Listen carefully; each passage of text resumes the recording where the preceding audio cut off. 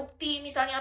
Halah, aku tinggal di Jakarta aja tuh yang, kalian tahu nggak, aku di Jakarta 1 bulan kan aku udah bayar 4 kali penggantian ini duvet, bed cover. Kalian tahu di terakhir pas aku mau check out, aku disuruh pembayaran 500.000 tambahan gara-gara katanya dupetnya kotor. Padahal dari awal dipasang memang itu dupet udah kotor, aku disalahin. Terus katanya lagi mereka sudah coba bawa ke laundry, di laundry dupetnya nggak bisa hilangnya, kena denda. Ya Allah, kataku dunia macam apa? Cobalah. Kayak kadang-kadang dunia tuh kayak gitu cara kerjanya, Kak. Bukan masalah kita benar apa salah. Tapi kita bisa di pihak salah kalau kita nggak punya bukti. Sedangkan orang lain tuh bisa-bisanya dia punya bukti. Aneh nggak sih? Ya kan? Dia orang lain yang menyanyiin kita, dia punya buktinya. Kita enggak. Jadi gimana cara aku membela diri, ya kan? Jadi awal dari dipasang itu dupet udah ada sebenarnya. Pas di pergantian yang keempat, kan pergantiannya ada 4, kita jatah, kita udah bayar lebih. Jadi pas penggantian keempat itu tuh sudah ada noda. Dan waktu itu tahu nggak, aku tuh udah chatting bahkan di bagian PIC. Karena itu tipe orang yang jujur gitu. Jadi aku chatting lah bagian PIC. Aku bilang, selamat siang kakak PIC ini atas nama ini gitu kan. Kak, untuk duvet yang kakak pasang barusan, kakak kan baru pulang ini saya fotokan ya, kata Kis gitu kan. Saya fotokan ya, kata Kis, ini ada noda, kata Kis sama dia. Nah, oh iya kata dia, itu nggak apa-apa, masalahnya nanti nggak apa-apa, nanti bisa diganti, kata dia gitu. Tahu-tahu pas aku check out, dia sudah resign. Kalian bayangin, chattingan kita tuh sudah hilang. Kalian tahu nggak, chatting WA tuh kan bisa hilang kalau dia memilih encet cut, apa tuh yang 24 hours tuh, ya kan? Paham nggak? Aku jadi kena tuduh. Aku udah bilang, aku udah lapor Kak ke PIC yang sebelumnya, tapi itu udah resign katanya orangnya. Orangnya resign apa urusan? Orang kalau resign harusnya laporan data kirim nggak sih ke pihak manajemen? Iya, jadi dia pakai yang NN-chat itu. Jadi aku cari-cari lagi kan. Udah hilang NN-chat. Jadi padahal aku nggak ada N-chat, tapi udah hilang gara-gara dia 24 hours itu. Kataku, ya nggak ada bukti. Sudahlah, sedangkan orang yang bagian pencucian kan udah beda orang. Lalu difotoin, katanya nodanya nggak bisa hilang. Sedih betul. Makanya dari situ aku trauma, tau nggak, kalau kata Kisnya gini, kerja-kerja sama orang ribet boy, beneran, dramanya panjang. Kita nggak salah jadi salah, cuk. Kita bayangin seandainya kita kerja udah gaji pas-pasan, dipotong lagi, mau jadi apa? Kita kan cari duit sudah gimana gitu, ada aja. Kita menurut Kis nih ya, kita tuh yang maksudnya gini, ketika sesuatu itu karena memang kesalahan kita pasti bertanggung jawab, Kak. Tapi ketika kita nggak salah, kita dituduh, orang yang ngotot pula, orang yang ini alasan resign, kenapa nggak dicari tahu dulu sama yang resign? Ya kan? Iya, nggak mau. Kadang-kadang orang-orang, kan orang tahu karakter kita nih misalnya, lalu dia seenak suka hati, nggak boleh gitu. Menurut Kis, kita mah kerja-kerja aja, profesional kerja gitu loh. Tahu nggak?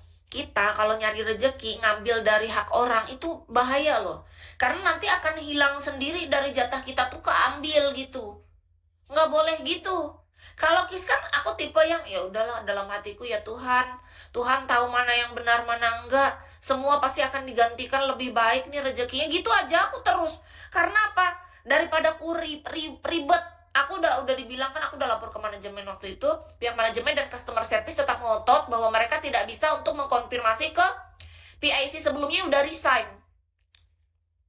Ya Allah, kataku, ini tahu nggak, bukan masalah ini kan kata orang pasti, lu banyak tingkah, lu tinggal di situ kan 500.000 gampang aja. Nggak boleh. Kita nggak boleh menyepelekan atau menggampangkan uang, teman-teman.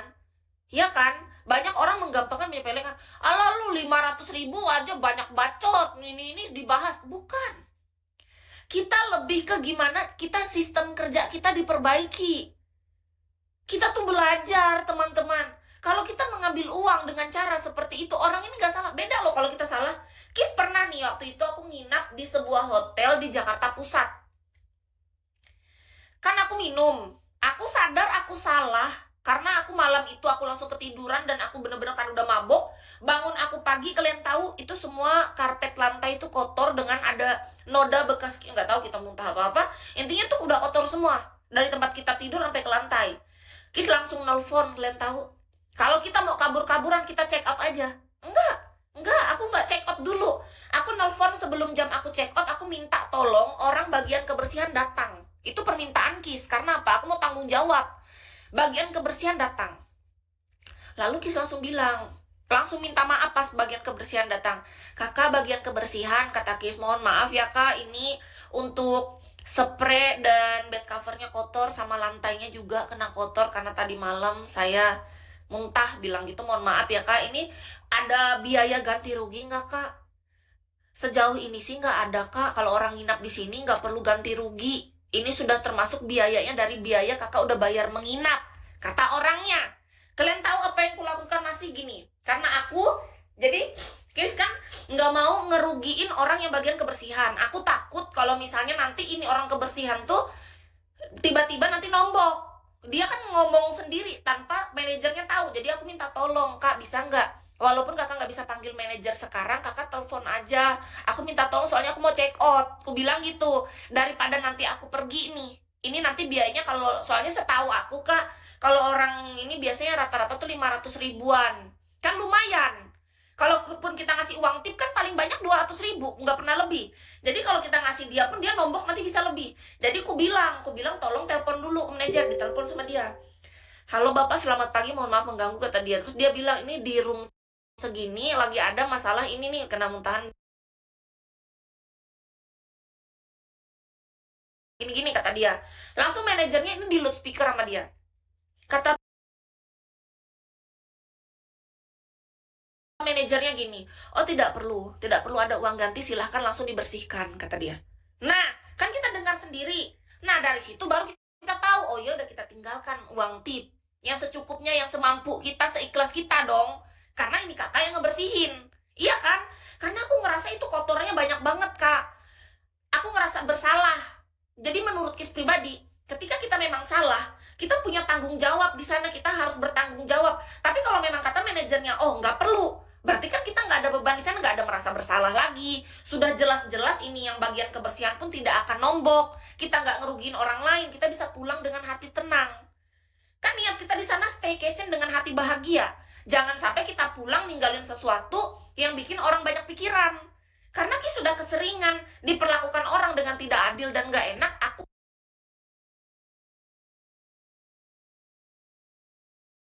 nggak mau menempatkan orang, apalagi dia orang kecil, orang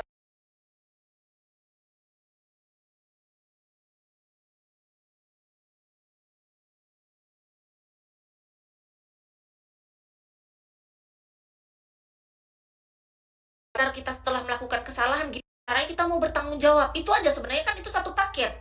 Orang yang punya sadar diri, bukan masalah empati aja kak, itu kita punya kesadaran diri. Empati itu memang salah satu, tapi kita punya kesadaran diri, lalu kita punya rasa tanggung jawab di sana. Itu penting. Orang yang punya empati biasanya dia punya kesadaran diri yang tinggi kan. Empati itu kan masih di bawah nih. Empati, dia punya kesadaran diri yang selalu dia latih untuk lebih tinggi, karena kesadaran itu bisa dilatih untuk lebih tinggi terus. Latih terus.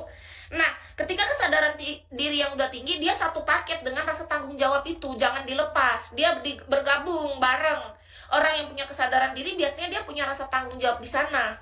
Menurut Kis. Nah, itu kita belajar teman-teman. Sedih tahu. Kenapa aku kalau misalnya nggak mau ngerugiin orang kayak gitu, karena aku selalu Kis tuh gini. Aku nginap di sana padahal aku sebagai tamu kan. Tapi anehnya kenapa Kis tuh selalu menempatkan di posisi orang lain. Belajar kayak gitu loh teman-teman. Misalnya kita pekerja nih, kita jadi manajer, kita lagi handle klien, kita belajar untuk menempatkan diri di posisi klien. Kakak manajer penjualan mobil misalnya kan, gimana caranya kakak target mobil berapa miliar satu bulan. Tapi kalau ada klien yang nanya tentang spesifikasi